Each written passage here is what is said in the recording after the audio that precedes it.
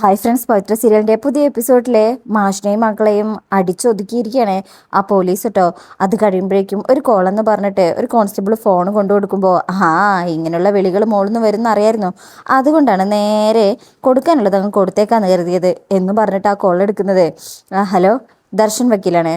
പറ വക്കീലേ, സുധാകരൻ മാഷെയും മക്കളെയും അറസ്റ്റ് ചെയ്തു എന്ന് കേട്ടല്ലോ, എന്താ കേസ്? അപ്പോൾ സാബ് പറയും, അറസ്റ്റോ? ആ വിക്രത്തെ കാണാത്ത കേസിലെ ചോദ്യം ചെയ്യാനായി വിളിച്ചു വരുത്തിയെന്നേ ഉള്ളൂ. വക്കീലിനെ അയക്കേണ്ടി വരുമോ? അപ്പോൾ പോലീസ് പറയും, അതിൻ്റെ ഒന്നും ആവശ്യമില്ല. എന്തിന്? സ്റ്റേഷൻ ജാമ്യം പോലും വേണ്ട, ഇപ്പം തന്നെ വിട്ടയക്കാം എന്ന് പറഞ്ഞ് കൂടെ കെട്ടുക. എന്നിട്ട് മാഷോട് പറയും, തൻ്റെ മകനില്ലെങ്കിൽ എന്താ, മരുമകളുണ്ടല്ലോ, അവളുടെ ആ പഴയ കാമുകനെ വിളിച്ചു വരുത്തിയിട്ടുണ്ട്, ജാമ്യം എടുക്കാൻ വരണോന്ന്. തൻ്റെ മോൻ കൊല്ലും കൊലയായി ജയിലിലായാലും മരുമകൾക്ക് കൂട്ടുണ്ടെന്ന് സാരം. മാഷിന് നല്ല ദേഷ്യം വരുന്നുണ്ട്. മുഷ്ടി ചുരുട്ടുമ്പോ മുഷ്ടിയൊന്നും താൻ ചുരുട്ടണ്ട, ഈ പ്രായത്തിൽ ആവശ്യം നല്ലതല്ല, പിള്ളേരെ കുട്ടി പോകാൻ നോക്കടോ എന്ന് പറഞ്ഞ അയാൾ അവിടുന്ന് പോകും. അങ്ങനെ അവർക്ക് അവിടുന്ന് എഴുന്നേൽക്കാൻ പോലും പറ്റുന്നില്ല, അത്രയ്ക്കും അടിച്ചിട്ടുണ്ടല്ലോ. അങ്ങനെ അതിനുശേഷം പിന്നീട് കാണിക്കണത് വാസവനെ ആ സാബു പോലീസ് വിളിക്കണേ. എന്തായടോ? ഇതുവരെ അവനെക്കുറിച്ചൊരു വിവരമില്ല. ഇത് പറയാനാ താൻ വിളിച്ചത്? ഞാൻ പരമാവധി ശ്രമിച്ചതാ. അയാളുടെ 2 മക്കളെയും ആ മാഷിന്റെ മുന്നിൽ വെച്ച് നന്നായി പെരുമാറി. എന്തെങ്കിലും അറിഞ്ഞിരുന്നെങ്കിൽ അവര് പറഞ്ഞേനെ. അപ്പോ ആ കിളവൻ പോലീസ് സ്റ്റേഷനിൽ വെച്ച് എന്തെങ്കിലും സംഭവിച്ചാൽ അത് വേറെ പ്രശ്നം. അപ്പോഴേക്ക് ആ ദർശൻ വിളിച്ചു. ജാമ്യമില്ലാത്ത കേസൊന്നുമല്ലല്ലോ, അപ്പോൾ പിന്നെ വിടേണ്ടി വന്നു. സാറിനെ പ്രത്യേകം സഹായിക്കണമെന്ന് ശ്രീകാന്ത് സാർ പറഞ്ഞിരുന്നു, വെച്ചിട്ട് പോടോ എന്ന് പറഞ്ഞ ആ വാസവൻ കോള് കെട്ടയും. പിന്നീട് കാണിക്കുന്നത് ശ്രീകാര്യ ശ്രീനിവാസന്റെ അടുത്ത് മാഷയെയും മക്കളെയും അറസ്റ്റ് ചെയ്ത വിവരം രാജേട്ടനും ജോസഫും വന്ന് പറഞ്ഞിരിക്കണേ. എന്നിട്ട് ആ ഫോൺ എടുത്ത് ആ സാബു പോലീസിനെ വിളിക്കുമ്പോൾ അയാളുടെ ഫോൺ സ്വിച്ച് ഓഫ്. നല്ല ദേഷ്യത്തോല് ശ്രീകനി സാറ് അവിടുന്ന് പോകാൻ തുടങ്ങുമ്പോൾ സുധ പറയും, അതൊക്കെ വേണോ? പിന്നെ വേണ്ടാതെ ആ വാസ്തവന്റെ ആൾക്കാർക്ക് വേണ്ടിയിട്ട് വീട്ടുകാരോട് ഇങ്ങനെ ഉപദ്രവം ചെയ്യാന്ന് വെച്ചാ പ്രായം നോക്കണ്ടേ? ജോസഫ് പറയും, മാഷൊന്നും ചെയ്തിട്ടില്ല, മക്കളെയാ ചെയ്തത്. അതിൽ കൂടുതൽ കിട്ടിയത് വിനായകനാ, അവനെ കിട്ടണം, അതിന്റെ കുറവുണ്ട്. ഇത് വെല്ലുവിളിയാണ്, നമുക്കൊന്നും ചെയ്യാൻ പറ്റില്ലെന്ന് പറഞ്ഞുകൊണ്ടുള്ള അവരുടെ വെല്ലുവിളി. ആ പൊളിക്കലിന് കിട്ടാത്തതാ പ്രശ്നം. എവിടെ പോയി ഒളിച്ചെന്നാവോ, ഒരു തുമ്പ് കിട്ടുന്നത്. ഇനി വിക്രമിന്റെ കാര്യത്തിൽ സംശയിച്ചതുപോലെ രണ്ടുപേരും വാസവന്റെ കയ്യിലാണെങ്കിലും ഈ ലക്ഷം വരെ തള്ളിപ്പോയി. ഇതിന്റെ ആനുകൂല്യം കൂടുതലായി കിട്ടിയിട്ട് അവസാനം എന്തെങ്കിലും ചെയ്യാനായിരിക്കോ പ്ലാൻ എന്ന് രാജേട്ടൻ ചോദിക്കുമ്പോൾ, അതുവരെ നമ്മുടെ കണ്ണിൽ പൊടിയിടാനായിട്ടാണ് ഈ പോലീസ് കേസും ബഹളമൊക്കെ എങ്കിലോ, എങ്കിൽ പിന്നെ ഒരു ഹേബിയസ് കോർപ്പസ് കൊടുത്താലോ? പാർട്ടിക്കോ പാർട്ടിയിലെ പ്രവർത്തകർക്കോ വരുണിന്റെ കൊലപാതകത്തിൽ പങ്കില്ലെന്നോ, ഇലക്ഷനിൽ ജയിക്കാൻ വേണ്ടി അവര് പുറത്തുവിടുന്ന പ്രൊപ്പഗൻഡ് ആണെന്നും അത് പുറത്താവാതിരിക്കാൻ പുളിക്കലിനെ ഒളിപ്പിച്ചു വെച്ചിരിക്കുകയാണെന്നും പറഞ്ഞ് ഒരു ഹേബിയസ് കോർപ്പസ്. അതൊരു നല്ല ഐഡിയ ആണല്ലോ സുധേ. അപ്പൊ രാജേട്ടൻ പറയും, അതും നോക്കുന്നത് നമ്മുടെ പോലീസ് ആയിരിക്കുമല്ലോ, പുളിക്കലിനെ പിടിക്കുന്നത് അവിടെ നിൽക്കട്ടെ, അവരെ പ്രതിരോധത്തിലാക്കാൻ അത് മതിയാവും. എന്നാ പിന്നെ വിക്രമിന് വേണ്ടിയും അങ്ങനെ ഒരു പെറ്റീഷൻ നമുക്ക് ചെയ്തൂടെ എന്ന് രാജേട്ടൻ ചോദിക്കുമ്പോൾ, അതില് വേറൊരു പ്രശ്നമാണ്. നമ്മൾ വിചാരിക്കുന്ന പോലെ വിക്രം വാസവന്റെ കയ്യിലാണെങ്കിലേ അവനെ ഒരിക്കലും ലോകം കാണിക്കാനേ വാസവൻ തയ്യാറാവില്ല. അവന്റെ ജീവന് ബാധിക്കുന്ന മൂവായിരിക്കും അത്. അത് വേണ്ട. നമ്മൾ അങ്ങനെ ചെയ്താലേ പുളിക്കലിനെയും വിക്രമിനെയും തടഞ്ഞു വെച്ചത് അവരാണെങ്കിൽ അവർ കൂടുതൽ പാനിക്കാവും. പിന്നെ കാര്യങ്ങൾ നമുക്ക് എളുപ്പമാവും, ഉറപ്പാ. അതിനുശേഷം പിന്നീട് കാണിക്കുന്നത് വേദയും ദീപ്തിയും ഡൈനിങ് ഹാളിൽ ഇരിക്കണേ. വേദ ഫോണിൽ നോക്കണേ. ദീപ്തിക്ക് എന്തോ പറയാനുണ്ട്, അതിനായി ശ്രമിക്കുന്നുണ്ടെങ്കിലും പറ്റണില്ല. അപ്പോഴേക്കും പത്മം ജ്യൂസ് കൊണ്ടുവന്ന് കൊടുക്കാട്ടോ. എന്നിട്ട് അവരുടെ അടുത്ത് ചെന്നിരിക്കും.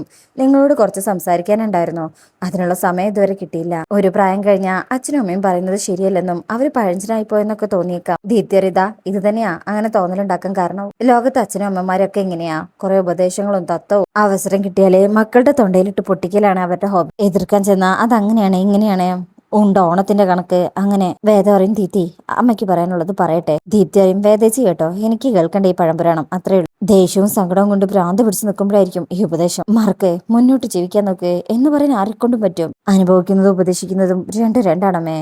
പത്മം പറയും, അതിനെ ഞാൻ നിന്നോടൊന്നും പറഞ്ഞില്ലല്ലോ ഉപദേശിക്കാനോ തിരുത്താനോ, നീ പറഞ്ഞ പോലെ കുറെ തത്വം പറയാനോ അല്ല ഞാൻ വന്നത്. വേദയ്ക്കും അമ്മയ്ക്ക് എന്താ പറയാനുള്ളത്? പത്മം പറയും, നിങ്ങൾ നിങ്ങളുടെ ജീവിതത്തെക്കുറിച്ചും സ്വപ്നത്തെക്കുറിച്ചൊക്കെ പറയുമ്പോൾ ഒരു കാര്യം ഓർക്കണം, അച്ഛനമ്മമാരും സ്വപ്നം കാണുന്നതും ആഗ്രഹിക്കുന്നതും അതേ കാര്യം തന്നെയാണ്. മക്കൾ ജനിച്ച് വളർന്നു വരുമ്പോൾ അവരെ കുറിച്ചുള്ള സ്വപ്നങ്ങളും ആഗ്രഹങ്ങളുമാണ് വലുതായി വരുന്നത്. ഒരു ദിവസം അതെല്ലാം നിങ്ങളുടെ സ്വാതന്ത്ര്യത്തിന് മേലുള്ള നിയന്ത്രണമാണെന്ന് നിങ്ങൾക്ക് തോന്നുന്നുണ്ടെങ്കിൽ അതിന് ഒരു കാരണേ ഉള്ളൂ. അതിന് പിന്നിലുള്ള സ്നേഹം എന്താണെന്ന് നിങ്ങൾക്ക് മനസ്സിലാവുന്നില്ല എന്നുള്ളതാണ്. കഴിഞ്ഞ ഒരു വർഷത്തിനിടയിൽ ഒരുപാട് കാര്യങ്ങൾ സംഭവിച്ചു.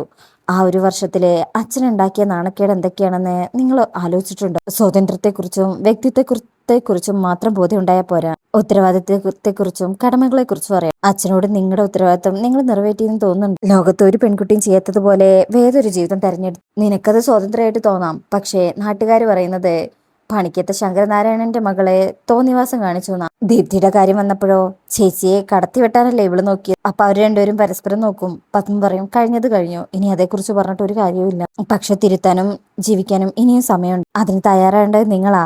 മക്കള് വഴി തെറ്റുമ്പോ സങ്കടപ്പെടുകയല്ല, അതുപോലെ തെറ്റ് തിരുത്തുമ്പോ സന്തോഷിക്കാനും അച്ഛനമ്മമാരെ കൊണ്ട് കഴിയും. പക്ഷെ അത് തോന്നണമെന്ന് മാത്രം. നമ്മൾ ജീവിക്കേണ്ടത് നമുക്ക് വേണ്ടി മാത്രമല്ല മക്കളെ. വല്ലപ്പോഴും നമ്മൾ കാരണം മറ്റുള്ളവർ സന്തോഷിക്കുന്നുണ്ടോന്ന് കൂടി നോക്കണം. അല്ലെങ്കിൽ നമ്മൾ വിചാരിക്കുന്ന വിലയൊന്നും നമ്മുടെ ജീവിതത്തിൽ കാണില്ല. അതുകൂടെ ഓർത്താ നന്ന്. പിന്നെ ഉപദേശിച്ചതോ നീ പറഞ്ഞ പോലെ തത്വ ബോംബ് പൊട്ടിച്ചതോ അല്ല. അച്ഛന്റെ സങ്കടവും വേദനയും നിങ്ങളോട് പറയില്ല. പക്ഷെ അത് കാണുന്ന ഞാനെങ്കിലും പറയണ്ട. അതുകൊണ്ട് പറഞ്ഞതാ, ഇനി നിങ്ങൾ ആലോചിക്കേ എന്ന് പറഞ്ഞ് പത്മ അവിടുന്ന് പോവാണ്. അപ്പൊ ദീപ്തി വേദയോട് വയ്ക്കും, എന്ത് തോന്നുന്നു? ഇത് അമ്മ പറഞ്ഞതാണെന്ന് തോന്നുന്നുണ്ടോ ചേച്ചിക്ക്? ഇത് അച്ഛന്റെ വാദ, അമ്മ വഴി നമ്മളിലേക്ക് എത്തിച്ചതാ. പക്ഷെ ഞാൻ എന്തായാലും ഒരു തീരുമാനവും ഇനി അനുസരിക്കാൻ പോകുന്നില്ല. ചേച്ചിക്ക് അറിയോ, വരുൺ മരിച്ച വാർത്ത അറിഞ്ഞപ്പോ ഇവരെല്ലാരും സത്യത്തിൽ സന്തോഷിക്കായിരുന്നു. ഇനി എന്റെ ജീവിതത്തിൽ അവൻ ഉണ്ടാവില്ലല്ലോ എന്നുള്ള സന്തോഷം. വേദ പറയും, അങ്ങനെയൊന്നും വിചാരിക്കേണ്ട ദീപ്തി. ദീപ്തി പറയും, പിന്നെ ഞാൻ എങ്ങനെ പറയണം? ആരെ വിശ്വസിക്കണം? കൂടെ നിൽക്കാന്ന് വാക്ക് തന്നിട്ട് ചതിച്ചു കൊല്ലാൻ നോക്കിയവരെയോ? വേദ പറയും, മോളെ വിക്രം അത് ചെയ്തിട്ടില്ല, ഒരിക്കലും അത് ചെയ്യില്ല, നീ എന്നെ വിശ്വസിക്കേ.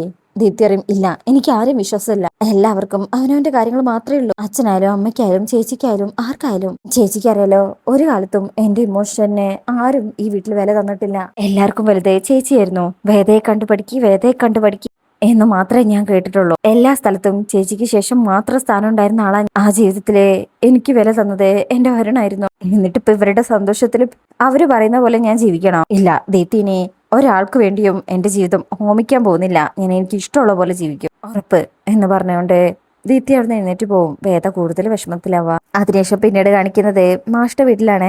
വിനായകന് നന്ദിനി ചൂട് പിടിച്ചു കൊടുക്കണേ. നല്ല ഐഡിയ കിട്ടിയിട്ടുണ്ടല്ലോ, വേണമെങ്കിൽ വിശ്വേട്ടനും പിടിച്ചോ. വിശ്വം പറയും, എനിക്ക് കുഴപ്പമില്ല. എന്തിനാ മാഷേ ഇങ്ങനെ നമ്മുടെ മക്കളോട് ചെയ്തത്? നമുക്കൊന്നും അറിയില്ലെന്ന് പറഞ്ഞതല്ലേ. അപ്പോൾ മാഷ് പറയും, എൻ്റെ മുന്നിൽ വെച്ച് എൻ്റെ മക്കളെ തല്ലുന്നത് ഞാൻ കാണണം. അങ്ങനെ ഞാൻ വിഷമിക്കുന്നത് കണ്ട് ആനന്ദിക്കും, അതല്ലാതെ വേറൊന്നും അതിലില്ല കമലെ. എൻ്റെ വിധിയത്, എൻ്റെ മക്കളോട് എന്തിനാ ഇങ്ങനെയൊക്കെ? അപ്പൊ നന്ദിനി പറയും, പറയുന്നോണ്ടൊന്നും തോന്നരുതമ്മേ, ഇത് അമ്മയുടെ രണ്ട് മക്കളുടെ കുഴപ്പമല്ല, ഇളയവന്റെ ചെയ്തിക്ക് മൂത്ത മക്കൾ അനുഭവിക്കുന്നേ ഉള്ളൂ. മാഷ് ദേഷ്യത്തിൽ വെക്കുമ്പോ നന്ദിനി പറയും, ഇനിയിപ്പൊ ഞാൻ പറഞ്ഞതുകൊണ്ട് കുടുംബത്തിൽ നിന്ന് പുറത്താക്കാനോ ദേഷ്യപ്പെടാനോ നിൽക്കണ്ട. വിഷയേട്ടനും വിനിയേട്ടനും ഈ കാര്യത്തിന് നിരപരാധികളല്ലേ, എന്നിട്ടും ഇങ്ങനെ അടിവാങ്ങി കൂട്ടുന്നത് അവൻ ഒറ്റൊരുത്തൻ കാരണമല്ലേ? അല്ലെങ്കിൽ ശ്രീചേർത്തി പറയട്ടെ. ശ്രീജ പറയും, നന്ദിനി പറയുന്ന കേട്ടാൽ വരുണിന്റെ കൊലപാതകത്തിന് പിന്നിൽ വിക്രമാണെന്ന് തോന്നുമല്ലോ. അയ്യോ ഞാൻ അങ്ങനെ പറഞ്ഞില്ല, മുമ്പ് അവൻ ചെയ്തു കൂട്ടിയതിന്റെ ഫലം ഇപ്പൊ അനുഭവിക്കുന്നു എന്ന് പറഞ്ഞേ ഉള്ളൂ. അപ്പൊ മാഷ് പറയും, മുമ്പ് ചെയ്ത ക്രൂരതകൾക്ക് ഇപ്പോ ഈ രീതിയിൽ ഫലം കിട്ടുന്നു എന്നും പറയാലോ. നന്ദിനിക്കൊന്നും പറയാൻ കിട്ടുന്നില്ല. ആരും ആരെയും കുറ്റം പറയണ്ട, ഇത് കുടുംബത്തിനെ ബാധിച്ചിരിക്കുന്നത് ഒരുമിച്ച് അനുഭവിക്കുക. വിശ്വം പറയും, ആ ഇൻസ്പെക്ടറുടെ രീതി അനുസരിച്ച് ഇത് ഇനിയും ആവർത്തിക്കും. വിനായകൻ പറയും, ഇനിയും അടിയോ? അതിനേക്കാളും ഭേദം കെട്ടി തൂങ്ങി ചാവുന്നതാ. വേദ ആ വക്കീലിനെ കൊണ്ട് വിളിപ്പിച്ചതല്ലേ എന്ന് കമല പറയുമ്പോ നന്ദിനി പറയും, ഇനിയും അതൊന്നും നോക്കണ്ട, ഇനിയും വേണമെങ്കിൽ വിളിപ്പിക്കും. അങ്ങനെ നന്ദിനി അതിനിടയിൽ വേദയെ കുറ്റം പറഞ്ഞുകൊണ്ടേ ഇരിക്കുമ്പോൾ മാഷിന് ദേഷ്യം വരികയാണ്. വിക്രമിനെതിരെ വരാൻ തുടങ്ങിയപ്പോ എല്ലാ ക്ഷുദ്രജീവികളും ഒരുമിച്ച് വന്നിരിക്കുക. അവൻ ഇവിടെ ഉണ്ടായിരുന്നെങ്കിലേ ആ ഇൻസ്പെക്ടർ ഇതിന് വരുമായിരുന്നോ? അവനില്ലെന്നുള്ള ധൈര്യം അവർക്ക്. വിഷം പറയും, അവരെന്ത് വേണമെങ്കിലും ചെയ്യട്ടെ, നിരപരാധി ആണെന്ന് തെളിയുന്നത് വരെ അവർക്ക് എന്തും ചെയ്യാലോ. ചെയ്യാത്ത കുറ്റത്തിന്റെ പേരില് അവൻ അധികകാലം മറന്നു നിൽക്കില്ല. വിഷം ഇപ്പൊ തന്നെ ആരായിരിക്കും ഇതിന് പിന്നിൽ എന്നുള്ള അന്വേഷണത്തിലായിരിക്കും അവൻ. എനിക്ക് ഉറപ്പാ, യഥാർത്ഥ കുറ്റവാളിയായിട്ട് അവൻ പുറത്തു വരും, അതെനിക്ക് ഉറപ്പുണ്ട്. എല്ലാത്തിനും കണക്ക് പറയിപ്പിക്കും. അതിനുശേഷം പിന്നീട് കാണിക്കുന്നത് വിശ്വത്തിന് അടി കിട്ടിയതൊന്നും ശ്രീജ അറിഞ്ഞിട്ടുണ്ടായിരുന്നില്ല. അകത്തെത്തുമ്പോഴായിരിക്കും അടിയുടെ പാടൊക്കെ കാണുന്നത്. ശ്രീജ കരയുമ്പോ വിശ്വം കെട്ടിപ്പിടിക്കുന്നുണ്ട് കേട്ടോ, സമാധാനിപ്പിക്കുകയാണ്.